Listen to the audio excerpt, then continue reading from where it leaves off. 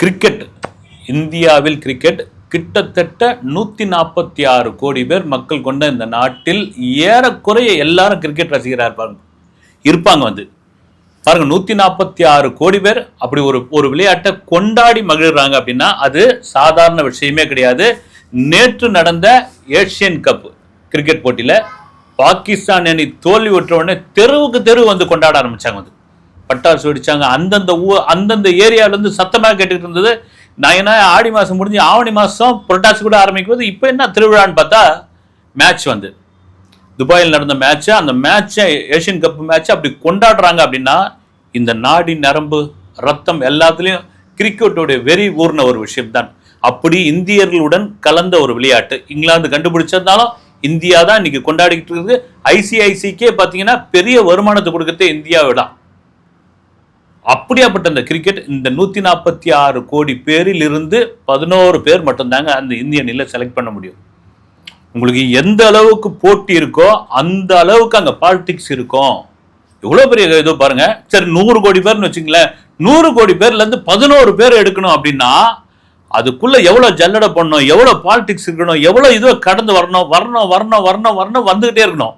ஒட்டு மொத்தமா எனக்கு இன்னொரு பக்கம் பார்த்தீங்கன்னா இந்தியாவுக்கு இணையா ஒரு நாடு கிரிக்கெட்ல பயங்கர வெறியா இருக்குன்னா பங்களாதேஷுக்கு பயங்கரமானது. அந்த கதைக்குள்ள நம்ம போகல.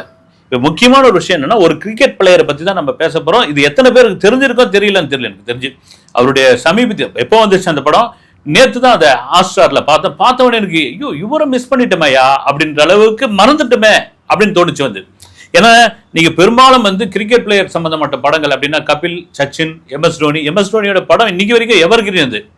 அப்புறம் 1983 ஒரு படம் வந்தது. இந்தியா வாங்கிய முதல் உலக கோப்பை 83வது வருடம் உலகமே கொண்டாடியது. இந்த அளவுக்கு சோசியல் மீடியா அப்புறம் யூடியூப் சேனல்கள் இதெல்லாம் இல்லாத காலத்துல பிரிண்ட் மீடியாவில் பார்த்து எங்களுக்கு வாத்தியார் சொன்னார். அந்த பேப்பரை கையில பிடிச்சிக்கிட்டு கிரிக்கெட்ல இந்தியா கப் அடிச்சிடுச்சுடா அப்படின்னு சொன்னப்போ எல்லாரும் கிளாஸ் ரூம்ல கை தட்டினாங்க. அப்படி கொண்டாடின அந்த கிருஷ்ணமாச்சாரி ஸ்ரீகாந்த் அந்த வேஷத்துல கூட இவர் நடிச்சிருந்தாரு. ஜீவா பிரமாதமா பண்ணியிருந்தார். அவ்வளவு அருமையா இருந்தது அந்த படம். பார்த்தீங்கன்னா இப்போ கூட ஃப்ரெஷ்ஷா இருக்கும். ஆனால் ஹாட்ஸ்டார்ல ஒருத்தருடைய படம் எத்தனை பேர் பார்த்துருக்கீங்கன்னு தெரியல. பிரவீன் தாம்பே இவர் முக்கியமான ஒருத்தர் ஆச்சப்பா. இவரையா மறந்துட்டீங்க? அதாவது எல்லா சாதனைக்கும் வயசுன்னு ஒன்று கிடையவே கிடையாது. ஆனா விளையாட்டுக்கு சொல்லுவாங்க நீ ஃபிட்டா இருக்கணும், நீ வயசோட இருக்கணும், சின்ன வயசா இருக்கணும். அன்ஃபிட் ஆயிட்டுன்னா உன்னை தூக்கி வெளியே போட்டுருவாங்க. எந்த விளையாட்டா இருந்தாலும் சரி. கிரிக்கெட்டும் பாத்தீங்கன்னா ஒரு பிசிக்கலான கேம், மென்டலான ஒரு கேம்.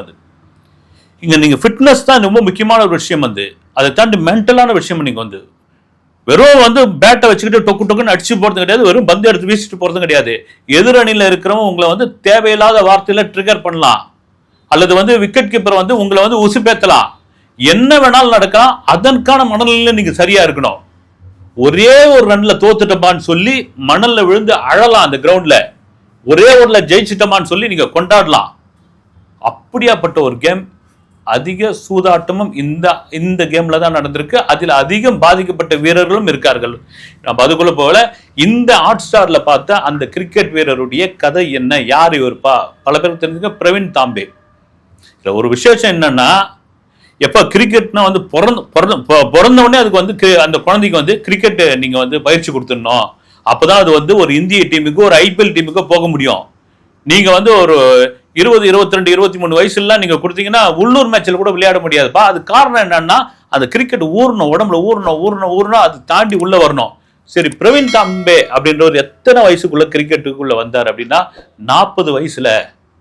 என்னையா சொல்றீங்க அப்படின்னா அதான் சொல்றேனே, சினிமாவுக்கு எப்படி வயசு கிடையாதோ அதே மாதிரி விளையாட்டுக்கு நீங்க மன உறுதியோட ஃபிட்டா இருந்தீங்கன்னா அதுக்கு வயசே கிடையாதுன்ற ஒரு விஷயம். பிரவீன் தாம்பே யாரு? மராத்தி குடும்பத்தை சேர்ந்த ஒருத்தர், ஒரு மிடில் கிளாஸ். சின்ன வயசுல இருந்தே கிரிக்கெட் அவருக்கு பிடிக்கும். கிரிக்கெட்னா ரொம்ப உயிர். ஸ்ட்ரீட்ல வச்சு விளையாடுவாரு. நிறைய கிரிக்கெட் பிளேயர் அதே மராத்தியில இருந்து வந்தவங்க அந்த காலத்துல கவாஸ்கர்ல இருந்து அத்தனை பேரையும் அவருக்கு ரோல் மாடல். அவங்க எல்லாம் பார்ப்பாரு டிவியில, பக்கத்து வீட்டு டிவியில போய் பார்ப்பாரு. பேப்பர்ல யாராவது படிச்சுட்டு இருந்தாங்கன்னா அந்த கிரிக்கெட் நியூஸ் என்னன்னு கேட்டு தெரிஞ்சுப்பாரு. இப்படியாப்பட்ட ஒரு நபர் இந்த சைக்கிள் டியூப் இருக்கு இல்லைங்களா, அந்த டியூப் அப்படியே சின்ன சின்னதாக கட் பண்ணி ஒரு சின்ன கல்லுல வச்சு அந்த டியூப் ஒன்னா சொல்லுவாங்க. இது எத்தனை பேருக்கு தெரியாது. அப்பெல்லாம் இந்த ரப்பர் பந்து, டென்னிஸ் பந்து வராத காலகட்டங்கள்ல அதுதாங்க கிரிக்கெட் பந்து. அது போட்டீங்கன்னா எல்லாம் பவுன்ஸ் ஆகும். அடிச்சோம்னா பறக்கும், அது வந்து பட்டுதுன்னா வலிக்கும். அதில் விளையாடுறாரு பிரவீன் தாம்பே. அவருக்கு ஆசை என்னன்னா எப்படியாவது கிரிக்கெட் டீமுக்குள்ள போனா குடும்ப சூழ்நிலை ஒரு பக்கம் வந்து உள்ள போறாரு, ரிஜெக்ட் பண்றாங்க.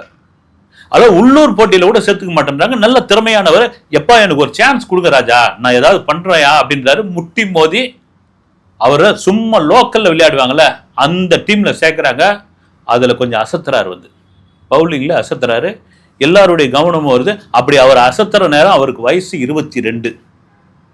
கொஞ்சம் கொஞ்சமா முட்டி மோதுறாரு. அதுக்கு அடுத்த கட்ட உள்ளூர் மேட்சுகளை போய் விளையாடுறாரு. பெருசா அவருக்கு ஒன்றும் தெரியல, பெருசா ஒன்றும் வாய்ப்பு கிடைக்கல.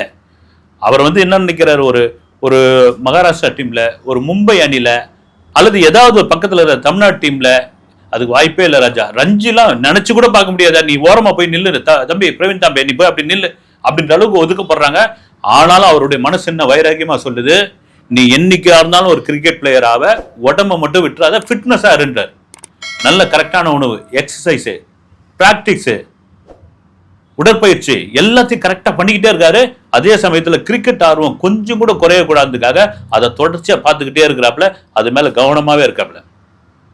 இப்படியா இருக்கிறவருக்கு அதான் சொல்றான் பாருங்க, வந்து ஒரு மனிதன் ஒரு துறையை லவ் பண்ண ஆரம்பிச்சிட்டான்னு வச்சுக்கோ, அந்த துறை அவனுக்கு பல கட்ட சோதனைகள் வைக்கும். அந்த சோதனைகளை தாங்க முடியாம அவனுக்கே நம்பிக்கை இழந்து, அட போயா இது இல்லைன்னா என்னயா, இது இல்லைன்னா இந்த மடம் இல்லைன்னா சந்த மடம் போடா அப்படின்ட்டு கிளம்பி போயிட்டான்னா அது விட்டுரும்.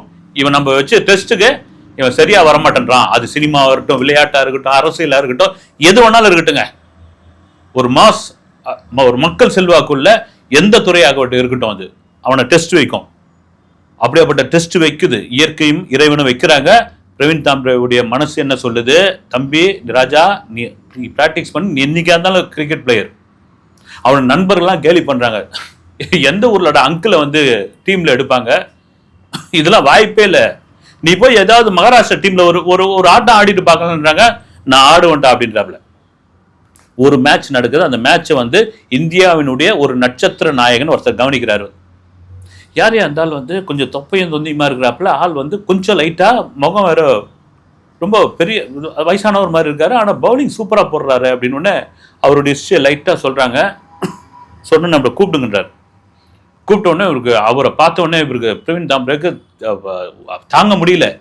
சார் நான்லாம் உங்களுடைய ரோல் மாடல், ஓகேங்க உங்க மேட்சை நான் பார்த்தேன், நான் பிரமாதமா இருக்கீங்க, உங்களுக்கு என்னென்னா வாய்ப்பே கிடைக்கல சார் அப்படின்னு. சரி வாங்க, நீங்க என்ன பண்ணுங்க, ஐபிஎல்ல நெட் ப்ராக்டிஸ் பண்றாங்க பசங்களாம், நம்ம பசங்களாம், நீங்க வந்து பவுலிங் போடுங்க அவங்களுக்குன்னு போது எல்லாம் சின்ன சின்ன பசங்க அவனுக்கு நெட் ப்ராக்டிஸ் பண்றானுங்க. இவர் பவுலிங் போடும் போதெல்லாம் அவனுக்கு பேசிக்கிறானுங்க குசு குசுன்னு, யாரா அந்த வயசானவர், யாரா அந்த அங்கிள், இவர் வந்து பவுலிங் போட்டுக்கிட்டு இருக்காரு, நமக்கு யாரோ தெரியலடா. ஒரு வந்து இது பண்ணி சொல்லி விட்டு ஒரு யாருன்னா டிராவிட், ராகுல் டிராவிட், அப்போ பேரை சொல்றாங்க, டிராவிட்டோட ஆளா இருப்பார் பொழுது இவரு அப்படின்னு இது பண்ணாங்க. ஆனா இவர் போடுற பவுலிங் எல்லாம் நச்சுன்னு விழுது. அந்த பசங்களே பேசிக்கிறானுங்க, என்னடா இது ஆள் வந்து வயசானாலும் சும்மா பவுலிங் பறக்குது, வந்து பந்து பேசுது அப்படின்னு பேசிட்டு இருக்கும்போது இவருக்கு கொஞ்சம் கொஞ்சமா நம்பிக்கை வருது, பிரவீன் தாம்பேக்கு நம்பிக்கை வருது. அதே சமயத்துல ராகுல் டிராவிட் அவருக்கு உற்சாகமா ஒரு பதிலும் கொடுக்குறாரு. 2013 ராஜஸ்தான் டீம்ல ஏலம் எடுக்கிறாங்க. ஏலத்தில் பல வீரர்கள் எடுக்கப்படுறாங்க. அதுல பிரவீன் தாம்பேயோட பேர் எங்கேயோ ஒரு மூலையில கிடக்குது. அங்க இருக்கிற ராகுல் டிராவிட்லாம் அதுல ஓகே பண்றாரு. அவரை வந்து அங்க இருக்கிறவங்க டீம் ஓனர்ஸ் எல்லாம் சொல்றாங்க, ஏங்க இவரை போய் அப்படின்றாங்க. சார் சும்மா நம்ம சொல்லுவோம் இல்லைங்களா, ஏதாவது வேலை போலன்னு வச்சுங்க, ஏங்க ஏதோ ஒரு 50 ரூபா கொடுத்து சும்மா எடுத்து வச்சுங்க அப்படின்வாங்களா, அது மாதிரி சார் சும்மா வச்சுக்கலாம் சார், நம்ம வந்து ஒன்றும் தேவையில்லை, இந்த கூல்ட்ரிங்க்ஸு ஸ்நாக்ஸ் இதெல்லாம் எடுத்து போகிறதுக்கு ஒரு ஆள் தேவை, அது வச்சுப்போம். நெருக்கடியான நேரத்தில் இவர் ஏதோ ஒரு 2 ஓவர் வீச சொல்லுவோம், அதெல்லாம் ஒன்றும் இல்லை வாங்க அப்படின்போது ரொம்ப ரொம்ப லோ ரேட்டில் இவர் எடுக்கிறாங்க. அதை பற்றி பிரவீன் தாம்பே கவலையே படல. வந்து ஐபிஎல்குள்ளே உள்ளே போகிறார், 2013 உள்ளே போகிறாரு. சொன்ன மாதிரியே ஒரு வருஷம் அவரை வந்து வாட்டர் பாட்டில் தூக்க வைக்கிறாங்க. ஒரு வருஷம் வாட்டர் பாட்டில் தூக்க வைக்கிறாங்க. அதை பற்றி ஏக்கமே படலை. அவர் வந்து இருக்கு, கனவு இருக்கு அவருக்கு. அதுதாங்க நம்பிக்கை ஒரு மனுஷனுக்கு இருக்குல்ல, நம்பிக்கை, பலமான நம்பிக்கை ஒரு மனுஷனுக்கு வந்துருச்சுன்னா அந்த நம்பிக்கை அவனை எங்க வேணாலும் கொண்டு போயிடும். டீமுக்குள்ள வருவோமா நம்ம கனவு கொண்டோம், வயசு 40ஆவது, இப்ப டீமுக்குள்ள வந்தாச்சு, நம்மள அங்கிள்ன்றாங்க, வயசானவன்றாங்க, கிரிக்கெட்டோட மேனேஜர்ன்றாங்க, கோச்ன்றாங்க, என்னென்னவோ சொல்றாங்க. அதை பத்தி கவலையே இல்லை, ஐ டோன்ட் கேர், ஒரு நாள் இந்த டீமுக்கு நான் விளையாடியே தீருவேன் அப்படின்ற ஒரு சூழ்நிலையோட அவர் இருக்காரு. 2014 வருஷம் கேகேஆர் கூட ராஜஸ்தான் மோதுற ஒரு மேட்ச், ரொம்ப முக்கியமான மேட்ச். இந்த மேட்ச்ல ராஜஸ்தான் ஜெயிச்சே ஆக வேண்டிய ஒரு கட்டாயம். பவுலர்லாம் கொஞ்சம் சொதப்புறாங்க, சாமி இந்த வாட்டி யாரை உள்ள இருக்கிறது அப்படின்னு ராகுல் கேட்குறாங்க, இறக்குங்க பிரவீன் தாம்பரே அப்படின்றாரு. என்னையா நினச்சிக்கிட்டோம், இறக்குங்க, நீங்க துணிச்சல் தானே, இறக்குங்க நீங்க பார்க்கலாம் அப்படின்றாரு. உண்மையிலே மனிதனுக்கு, ஒரு மனுஷனுக்கு நீங்க வாய்ப்பு கொடுத்தா தாங்க அவனை வந்து தன்னை வந்து நிரூபிக்க முடியும். நீங்க வாய்ப்பே கொடுக்கவும் ஒருத்தன் உட்கார வச்சுன்னு நொட்ட நொல்ல சொல்லிட்டு இருந்தா அவன் பாவம், அவன் என்ன பண்ணுவான், வந்து களத்துல இறக்குங்க, இறக்கி விடுறாங்க. யாருக்குமே பெருசா நம்பிக்கை இல்லை. அந்த நேரம்தான் அவருடைய முழு திறமையும், அதை தாண்டி கவனமும் ஒன்று இருக்குல்ல, வாய்ப்பு சாதாரண வாய்ப்பு இல்ல, பொன்னான வாய்ப்பு. எத்தனை வருஷ கனவு, 41 வருஷ கனவு. அந்த கனவு சும்மா விடுவோமா? இறங்குறாப்புல. கிரிக்கெட் உலகமே அதிர்ற மாதிரியான ஒரு விஷயம். ஏன்னா அவர் பவுலிங் போட வரும்போது எல்லாரும் கேலரியில் இருக்கிறவங்க, டிவி பார்த்துக்கிட்டு இருக்கவங்க, உலகத்தில் உள்ளவங்க, மீடியாக்கள் எல்லாமே விமர்சனம் பண்ணுது. அங்கிள் அப்படின்னு விமர்சனம் பண்றாங்க. அவர் போடுற பவுலிங் இருக்குல்ல, யூசப் பதான், மணிஷ் பாண்டே, இன்னொரு வீரர் ஆர்டிக், டக்கு டக்கு டக்குன்னு எடுத்தோன்னே மொத்த அரங்கமே கை தட்டுது. மொத்த பேரோட கவனம் அங்க போது. ராகுல் டிராவிட்டுக்கு அவ்வளவு பெரிய பெருமையாகுது. ஏன்னா எடுத்த ஆளை நொட்ட சொல்லுவாங்கல்ல, யோ எவ்வளோ சின்ன பசங்க இருக்கிறானுங்க வெயிட் பண்ணிக்கிட்டு, எவ்வளோ பேர் காத்துக்கிட்டு இருக்கான், ஒரு வயசான ஆளை எடுத்து வச்சுக்கிறியே அப்படின்லாம் சொல்லுவாங்கல்ல. பயங்கர பெருமையாகுது. அவருடைய அரங்கத்தில் அவ்வளோ பெரிய கைத்தட்டல் வருது. அடுத்த கட்டமாக அவருடைய பேர் பெரிய அளவில் இதுவாகுது. ரொம்ப லோ ரேட்டுக்கு எடுக்கப்பட்ட ஒரு நபர் தன் திறமையை காமிக்கிறதுக்கான களம் இங்கே தெரியுது. பிரவீன் தாம்பரே ஒட்டுமொத்தமாக கவனத்துக்குள் வராரு.